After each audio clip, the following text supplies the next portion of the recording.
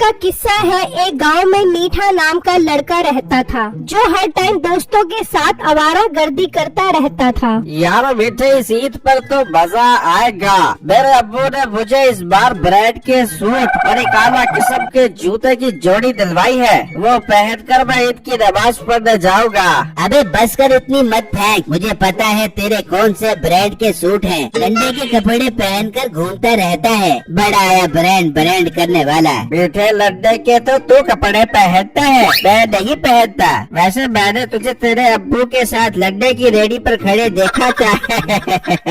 ओ hello, तमीज से बात कर, वो मैं नहीं हूँगा, मेरा कोई हम शक्ल होगा। वैसे भी दुनिया में 7 लोग एक ही शक्ल के होते हैं। खैर बेटे सब छोड़, ये बता तूने ईद के कपड़े ले लिए हैं? भाई मेरे अब्बू तो कब से मेरे पीछे पड़े हैं कि मीठे चल तुझे कपड़े दिलवा दूं। आज अब्बू की बात मान लेता हूँ और कपड़े ले आऊँगा उनके साथ जाकर। फिर मीठा वहाँ से चला जाता है और घर आ जाता है तो मीठे का बाप कहता है, मीठे तू कब तक हमारा गर्दी करता रहेगा दोस्तों के साथ? तेरे साथ के लड़के कोई डॉक्टर बन गया, कोई इंजीनियर बन गया, लेकिन तू वही का वही खड़ा है। शर्म कर कुछ। अम्मा तू ही अब्बे को समझा, ये हर टाइम मेरी बेइज्जती करता रहता है। मीठे वैसे तेरा बाप ठीक कह रहा है, अब तू जवान हो गया है, कोई काम काज कर। ठीक है माँ, कर लूँगा काम काज भी। अच्छा अब्बा मुझे ईद पर कपड़े तो ले दे। मीठे कौन से कपड़े और किस ईद की बात कर रहा है तू? मेरे अब्बू जानू रमजान के बाद जो ईद आती है उसकी बात कर रहा हूँ। अच्छा मीठे इस ईद की बात कर रहा है। अच्छा ये बता लोग रमजान में क्या करते हैं? अरे अब्बू रोजे रखते हैं लोग। अच्छा तूने कितने रोजे रखे? एक भी नहीं। कितने रखे? अरे एक भी नहीं रखा। कितने रखे फिर से बोल? एक भी नहीं रखा। बार बार क्यों शर्मिंदा करवा रहा है? फिर किस बात की ईद बना रहा है तू? अबे पूरे रमजान के महीने में दबा कर खाया है तूने। आम दिनों में तू 3 टाइम खाता है, रमजान में तूने 5 टाइम खाया है। 5 टाइम। अबे तुझे मैं कपड़ों का बोल रहा हूँ और तू खाने की बात कर रहा है। देख मीठे तू नाटा कट्टा है, तू कोई काम कर ले और ईद के लिए कपड़े ले ले। हाँ तेरी माँ ठीक कह रही है, अपने लिए भी कपड़े खरीद ले और हमारे लिए भी। अरे ओ अब्बा इस छोटे बच्चे पर रहम कर, इतना काम का बोझ न डाल कि मेरी सेहत बर्दाश्त न कर सके। मीठे 30 साल का हो गया है तू,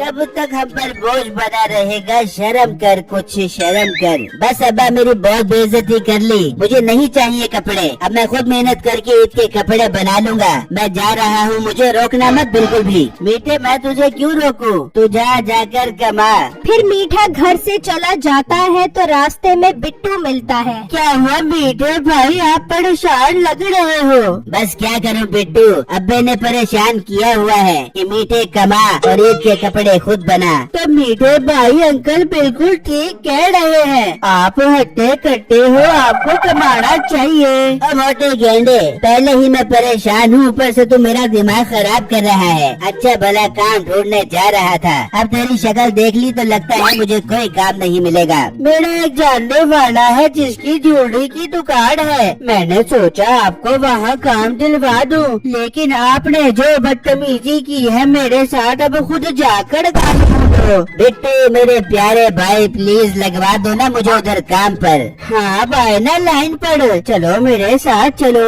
फिर मीठा और बिट्टू वहाँ से निकलते हैं और ज्वेलरी वाली दुकान पर आ जाते हैं। बिट्टू बड़े दिनों बाद नजर आए हो, सुनाओ कैसे आना हुआ यहाँ? भाई के मीठे भाई को कोई काम मिलेगा आपकी दुकान पर?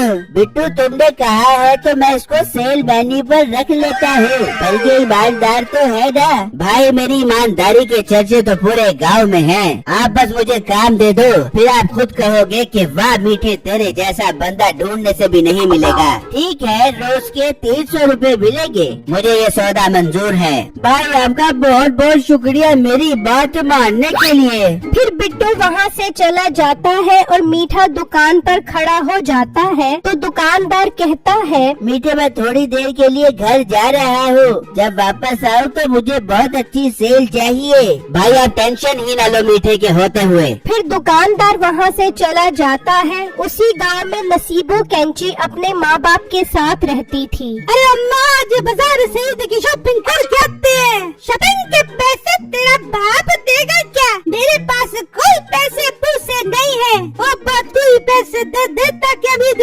शॉपिंग कर ले बे, साल में एक दफा तो ईद आबे, मत कर इतनी कंजूसी, आज पैसे दे दे। बेटा पैसे दे दूंगा, तुम लोग उधार शॉपिंग कर लो भाई। अब्बा उधार शॉपिंग कैसे कर ले बे? अब्बा बाजार में तेरा कौन सा खाता चलता है? अम्मा तू चल मेरे साथ बाजार, आज मैं तुझे अपने हाथ के कमालात दिखाती हूँ। फिर नसीबो और उसकी माँ घर से निकलती हैं और मीठे की दुकान पर आ जाती हैं। आए आए, आपको क्या चाहिए? मेरे पास ज्वेलरी की हर तरह की वैरायटी मिलेगी, वो भी बहुत सस्ती। जी हमें आप हार दिखा दो जो एकदम सोने का लगे। आपको ऐसा हार दिखाता हूँ जो एकदम हीरे का लगेगा। नहीं, हमें हीरे जैसा हार नहीं चाहिए, सोने जैसा दिखा, सोने जैसा। अम्मा तू चुप कर। जी आप हमें हीरे जैसा हार ही दिखा दे वो। फिर मीठा 3 हार दिखाता है और नसीबो की माँ मीठे को बातों में लगाती है। बेटा वो हार कितने का है? मीठा जैसे ही दूसरी तरफ देखता है तो नसीबो एक हार उठा लेती है। वो हार आपको सिर्फ और सिर्फ 2000 रुपए का मिलेगा। हाय इतना महंगा हार, चल नसीबो यहाँ से चल, हम दूसरी जगह से ज्वेलरी लेंगे, ये तो बहुत महंगी ज्वेलरी दे रहे। मीठे की नजर अचानक हार पर पड़ती है तो वहाँ पर 2 हार होते हैं। अम्मा जी, मैंने 3 हार दिखाए थे, एक हार किधर है? बेटा तू पागल तो नहीं हो गया? तूने 2 हार ही दिखाए थे। नहीं, मैंने 3 हार दिखाए थे, एक हार वापस करो। अरे तू हम पर इल्जाम लगा रहे। अम्मा तो पुलिस को बुलवा उनको, क्या ये हमसे बदतमीजी कर रहे हैं? रहेगा नहीं तो फिर जेल में तो इसकी अकल ठिकाने आ जाएगी। हाय मैं मर गया, प्लीज वो हार मुझे दे दो, मैं तो यहाँ मुलाजिम हूँ, दुकान का मालिक मुझे नहीं छोड़ेगा। तुझे सजा मिलनी चाहिए हम जैसे शरीफ लोगों पर इल्जाम लगाने की। फिर नसीबो और उसकी माँ वहाँ से चली जाती हैं और मीठा परेशान हो जाता है। ये औरतें तो मुझे चूना लगा गयी, अब दुकान का मालिक मुझे नहीं छोड़ेगा। इतने में दुकान का मालिक भी आ जाता है। हाँ सुनो बेटे, कितने की सेल की है? भाई कोई ग्राहक नहीं आया, लगता है महंगाई की वजह से लोगों की जेबें खाली हो गई हैं। मीठा मालिक से बातें कर रहा होता है तो मालिक की अचानक अलमारी पर नजर पड़ती है। मीठे अलमारी में वो वाला हार कहाँ है? भाई वो वहाँ तो पहले ही कोई हार नहीं था। मीठे वहाँ वो हार मैं खुद रख कर गया था, मुझे वो हार वापस चाहिए वरना मैं पुलिस को बुलवा लूँगा। भाई आप पुलिस को मत बुलवाओ, मैं बताता हूँ। फिर मीठा दुकानदार को सब बताता है। मीठे झूठ मत बोल, मुझे उस हार के पैसे चाहिए।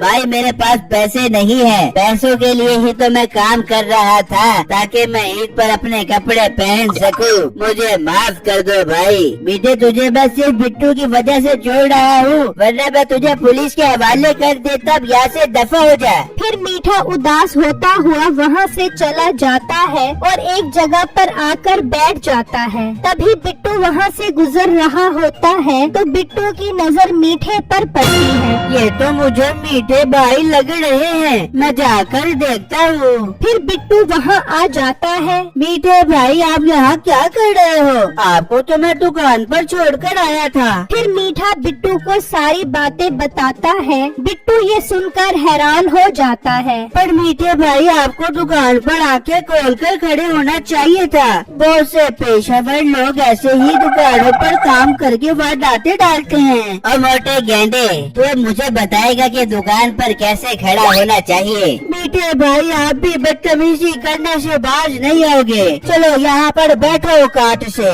फिर बिट्टू वहाँ से चला जाता है और मीठा उदास बैठा होता है। हाय अभी ईद पर नए कपड़े कहाँ से पहनूंगा, लोग तो मेरा मजाक उड़ाएंगे। इस तरह शाम हो जाती है तो बिट्टू और मीठे का बाप मीठे के पास आ जाते हैं। हाँ बेटा जी, पैसे कमा लिए कपड़ों के लिए? नहीं अब्बू, कपड़े कहाँ से लेता, सुबह से शाम तक जलील ही हो रहा हूँ। बेटा जी कमाना आसान नहीं है, मुझे बिट्टू ने सब बता दिया है। तू घर चल, मैं तेरे लिए कपड़े ले आया हूँ। ये सुनकर मीठा खुश हो जाता है। आई लव यू अब्बू जी, और बिट्टू तुम्हारा भी बहुत बहुत शुक्रिया। कोई बात नहीं मीठे भाई, चलो आप घर चलो, कल हम सब ईद की नमाज इकट्ठे पढ़ेंगे। फिर अगले दिन सब खुशी खुशी ईद की नमाज पढ़ने जाते हैं। नाजरीन, हमें भी अपने वालिदैन का ख्याल रखना चाहिए क्योंकि ईद की सारी खुशियाँ इन्हीं से हैं। अल्लाह सबके वालिदैन का साया सलामत रखे। शुक्र।